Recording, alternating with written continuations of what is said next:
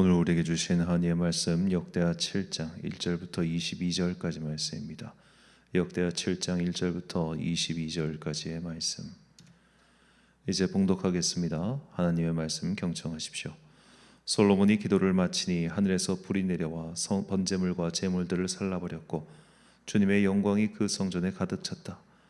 주님의 영광이 주님의 성전에 가득 찼으므로 제사장들도 주님의 성전으로 들어갈 수가 없었다. 이렇게 불이 내리는 것과 주님의 영광이 성전에 가득 찬 것을 보고 이스라엘 모든 자손은 돌을 깎아 포장한 광장에 엎드려 경배하며 주님께 감사하여 이르기를 주님은 선하시다, 그 인자하심이 영원하다 하였다. 이렇게 한 다음에 왕과 모든 백성이 주님 앞에 제사를 드렸다. 솔로몬 왕은 소 22,000마리와 양 12만 마리를 제물로 바쳤다. 이와 같이 왕과 모든 백성이 하나님의 성전을 봉헌하였다.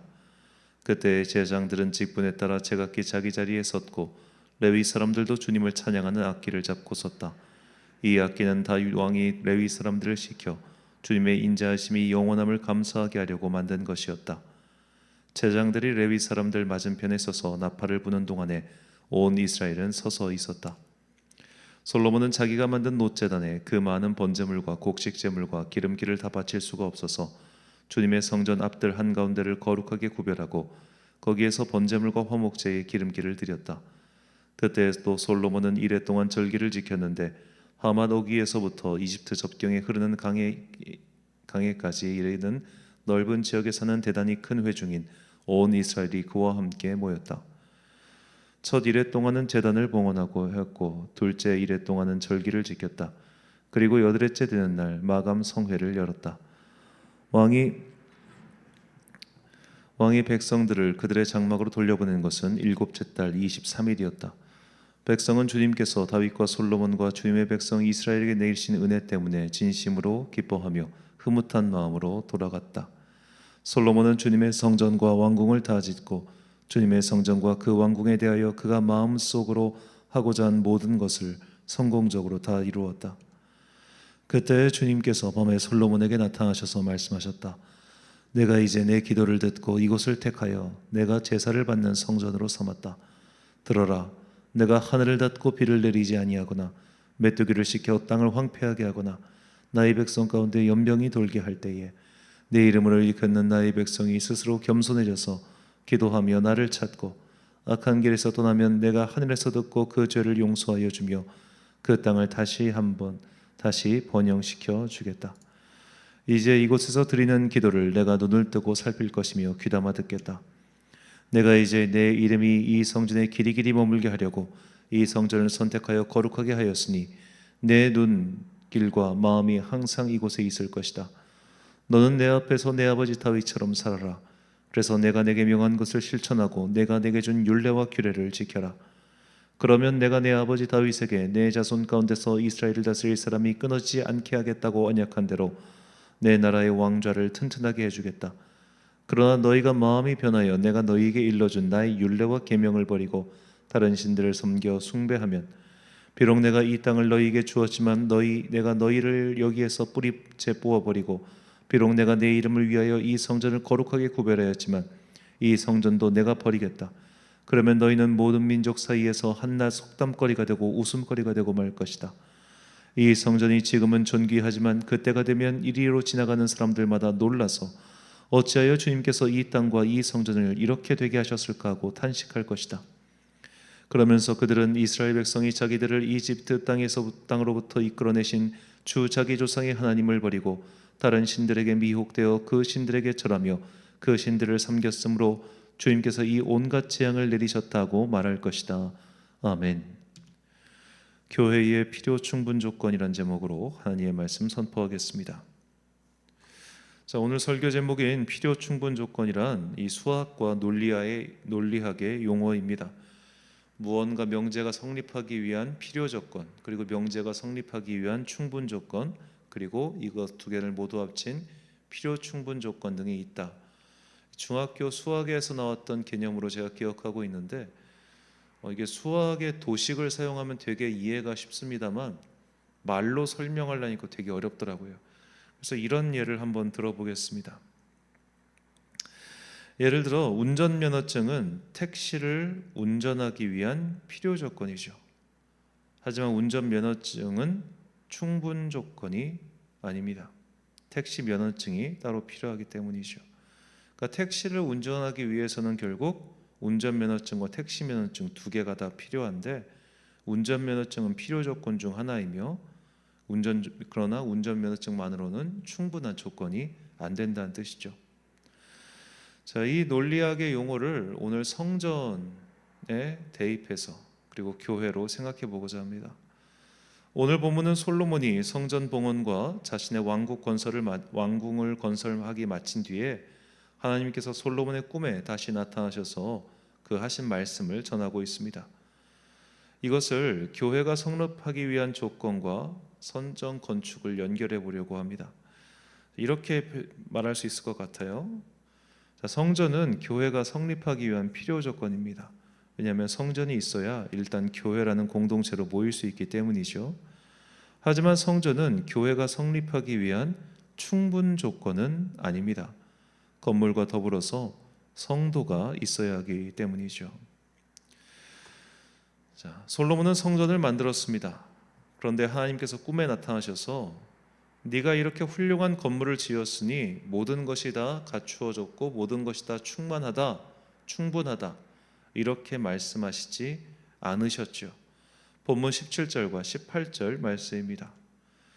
내가 만일 내 앞에서 행하기를 내 아버지 다윗이 행한 것과 같이 하여 내가 내게 명령한 모든 것을 행하여 내 율례와 법규를 지키면 내가 내 나라 왕위를 견고하게 하되 전에 내가 내 아버지 다윗과 언약하기를 이스라엘을 다스릴 자가 내게서 끊어지지 아니하리라 한 대로 하리라. 아멘. 자, 성전은 결국 그저 예배당일 뿐입니다. 성전은 기도하기 위한 공간일 뿐입니다. 성전이 생겼으니, 성전이 세워졌으니 그것만으로도 우리는 거룩하게 구별된 자들이 되어 하나님을 기쁘시게 한 상태가 충분하게 갖추어졌을 거야 라는 것은 대단한 착각이라는 거죠. 성전이라는 공간에 있다고 해서 그가 하나님의 자녀가 된 것은 아니라는 의미입니다. 그러니까 오늘날 내가 되게 좋은 교회에 등록해서 다닌다고 해서 그가 구원을 자동으로 받는 건 아니라는 말씀입니다. 예수님의 말씀처럼 오직 하나님의 뜻대로 행하는 자야 하나님의 자녀가 될 수 있습니다. 마태복음 7장 21절 말씀입니다. 나더러 주여 주여 하는 자마다 다 천국에 들어갈 것이 아니요 다만 하늘에 계신 내 아버지의 뜻대로 행하는 자라야 들어가리라.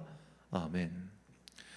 자, 이 주여 주여 하는 것, 하나님을 그리고 예수님을 나의 구주로 고백하는 것, 그거 굉장히 중요합니다. 그래서 사도 바울도 이렇게 이야기합니다. 로마서 10장 9절 말씀. 내가 만일 내 입으로 예수를 주로 시인하며 또 하나님께서 그를 죽은 자 가운데서 살리신 것을 내 마음에 믿으면 구원을 받으리라. 아멘. 자, 이걸 만약 필요 충분 조건으로 한번 설명을 해보도록 하겠습니다. 자, 입으로 예수님을 주로 고백하는 이것은 구원의 필요 조건이죠. 하지만 이것만으로 충분 조건이 성립하는 것은 아닙니다. 예수님을 나의 구주로 고백함과 동시에 내가 주님께 구원받은 자녀로서의 합당한 삶을 살아야 한다는 것이죠. 이것까지 갖춰줘야 충분 조건이 된다는 겁니다. 그러니까 입으로 시인하고 고백하는 것이 아무 의미가 없다 이것이 아니라 이것은 필요 조건일 뿐이며 그것만으로 충분하지는 않다는 거죠. 교회 또한 마찬가지입니다.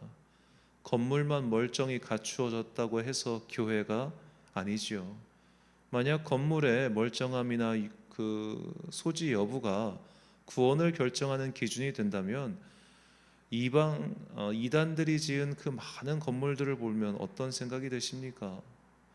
그리고 오늘날 한때는 교회로 지어졌지만 지금은 전혀 다른 용도로 사용되고 있는 저 유럽에 있는 그 옛날 수백 년 된 교회 건축물을 보면 또 어떤 생각이 들겠습니까?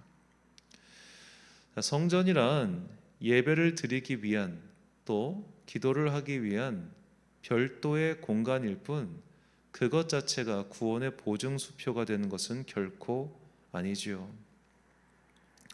하나님께서는 이스라엘 민족이 제사를 드리기 위한 공간이 필요하다는 것을 알고 계셨기에 그들에게 성막을 만들라고 시키신 겁니다. 이 공간의 성막이든 성전이든 그 뜻은 딱 여기까지입니다. 누가 만들었냐도 중요하지 않고 건물의 크기와 위용도 중요하지 않습니다. 예수님께서는 당시 예루살렘 성전을 헤롯 대왕이 만들었다고 해서 그 성전 자체가 부정하다고 그렇게 말씀하지 않으셨습니다. 저건 이방인이 만든 거야. 그러니까 저기서 하는 기도는 아무 의미가 없어. 이런 말씀하지 않으셨어요. 마찬가지로 솔로몬의 성전이 무너지고 나서 스룹바벨이 성전을 지었지만 사실 스룹바벨의 성전은 솔로몬의 성전에 비하면 너무나 초라한 건물이었습니다. 그 초라한 건물이라고 해서 선지자들은 이건 너무 초라해, 여기서 드리는 기도는 하나님께서 받지 않으셔, 그런 말씀을 남기지도 않았습니다. 실로 하나님께서는 건물의 어떠한 조건 때문에 기분이 좋아지시거나 나빠지신 적이 없습니다. 솔로몬의 성전이든 나중에 더 크게 지어진 헤롯 대왕의 성전이든 적어도 건축물의 크기 등으로 볼 때는 이집트의 피라미드에 비할 때 아주 작은 건물이죠. 하나님께서는 야, 너희랑 같은 시대에 조금만 더 가면 이집트 있잖아. 이집트의 피라미드는 이렇게 큰데 이걸 이렇게 지어놓고 나보고 뭘 어쩌라는 거냐, 이런 말씀하지 않으시죠. 하나님께서 항상 관심을 갖고 지켜보고 계시는 것은 얘네들이 예배당을 제대로 만들었나? 이게 아니라는 겁니다. 우리가 하나님의 자녀로서 성화의 삶을 살고 있는가? 이것만이 하나님의 관심사입니다. 다윗과 솔로몬, 이 두 사람이 하나님의 성전을 짓기 위해서 수고를 하긴 했지만 그 수고를 했다는 이유만으로 앞으로 너희들이 짓는 모든 죄는 다 프리패스야, 다 용서받았어, 내가 너에게 소위 말해 면벌부를 줄게, 이런 말씀 하신 적 없다는 말입니다. 다윗은 분명히 하나님의 성전을 짓기로 결단했다는 이유만으로 하나님의 특별한 은혜의 약속을 받았습니다. 하지만 그렇다고 해서 그가 이후에 어떠한 잘못을 저질러도 하나님께서 다 용서하신 게 아닙니다. 솔로몬 또한 마찬가지입니다. 많은 재산과 많은 비용과 많은 인력을 들어서 하나님의 성전을 건축했고 건축을 완공했습니다. 하나님께서 그것을 기쁘게 받으셨습니다. 하지만 그렇다고 해서 그가 이후에 어떠한 잘못된 길을 간다 할지라도 내가 너를 끝까지 결코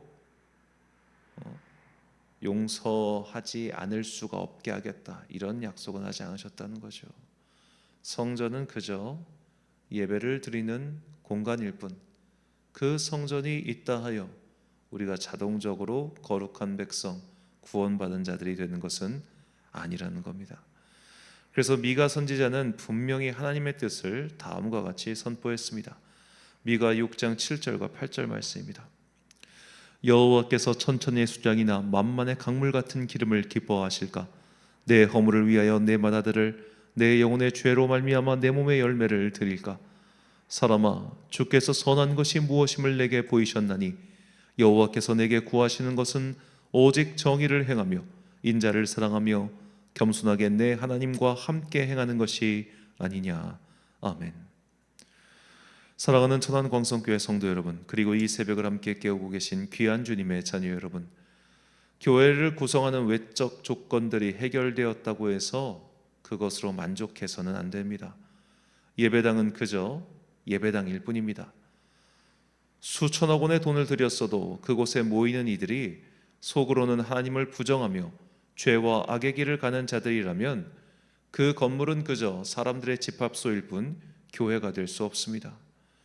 반대로 설령 일개 개인의 가정집에서 모였더라도 혹은 저 들판에다가 돗자리를 펴고 앉아서 모였을지라도 그들의 마음속에 하나님의 뜻대로 살고자 하는 열정과 결단이 있다면 그들이 예수님의 이름으로 모였기에 인원과 관계없이 그곳에 성령님이 계시며 성령님과 함께하는 그 사람들의 모임이야말로 진정한 교회라는 것을 우리는 이미 알고 있고 고백하고 있으며 또 그렇게 살고 있지 않습니까? 하나님께서 원하시는 것은 예배당의 유무나 그 예배당의 화려함에 있지 않습니다. 그렇다면 우리의 삶 또한 마찬가지입니다. 주님께서는 우리가 돈이 많아져 가지고 좋은 집에서 살면서 그렇게 부유한 우리가 세상에서 성공을 거두고, 그래서 내가 거둔 성공으로 말미암아 하나님께 영광을 돌린다고 그렇게 공개적으로 말하고 하면 너는 참 훌륭하다, 너는 정말 대단하다, 그러니 앞으로 내가 너의 모든 것들을 다 지켜주고 아껴주고 사랑해줄게, 이런 하나님이 아니라는 거죠. 이것은 세상의 부모는 알 짓이죠. 성공한 자녀를 더 챙기고 가능성이 있는 자녀에게 몰아주는 그런 부모 말입니다. 그러나 하나님께서는 그렇게 하지 않으십니다. 하나님께서는 그런 것들은 차치하고 오늘 너희가 내 뜻대로 살고 있는가, 내 뜻이 무엇인지 고민하고 있는가, 그리고 그것을 실천하기 위해서 발버둥 치고 있는가, 이것을 먼저 보십니다.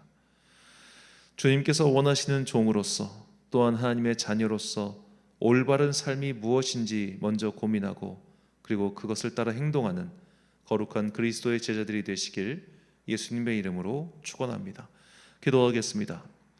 사랑과 은혜가 풍성하신 아버지 하나님, 삶의 외적인 조건보다 중요한 것, 그것은 하나님의 뜻대로 사는 것임을 깨닫게 해주시니 감사합니다. 이제 내가 각자의 자리에서 부름받은 성도로서 내가 다니고 있는 교회의 화려한 예배당에 속지 않게 하여 주옵소서.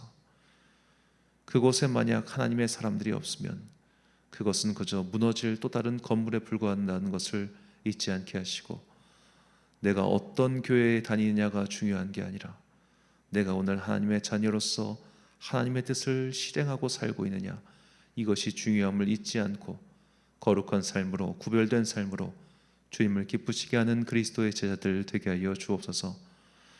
민족의 명절 설이 시작되었습니다. 어제부터 오늘까지 각자의 고향으로 떠나는 당신의 자녀들 지켜주시고, 특별히 갈 곳이 없는 사람들 혹은 집에 있는 사람들, 그 사람들에게 외롭지 않도록 성령의 충만한 은혜를 내려 주옵소서. 오늘 저녁도 함께 모여서 청소년 비전 캠프를 위하여 기도합니다. 주님, 많은 교회와 많은 아이들이 참여할 수 있도록 그들의 마음을 움직여 주시고, 특별히 그 시간 그곳에 성령께서 좌정하셔서 우리의 심령을 변화시켜 주옵소서. 오늘 하루도 참 좋으신 우리 주님의 은총과 평강이 모든 성도들과 함께 하시길 간절히 소망하오며, 이 모든 말씀 우리 구주 예수 그리스도의 이름으로 기도드립니다. 아멘. 오늘의 기도 제목입니다. 장소보다 중요한 것은 믿음의 행실입니다. 아무리 그럴듯한 공간에서 그럴듯한 예배를 드려도 정작 행동의 변화와 차이가 없다면 내가 그리스도 예수의 은혜로 거듭났는지 진지하게 고민해야 합니다. 나는 성전 문지방만 밟고 돌아가는 자가 아닌지 스스로 돌이켜 생각하며 기도하십시오. 오늘 주신 기도의 제목 가지고 기도와 묵상에 힘쓰는 하루 되시길 바랍니다. 기도하겠습니다.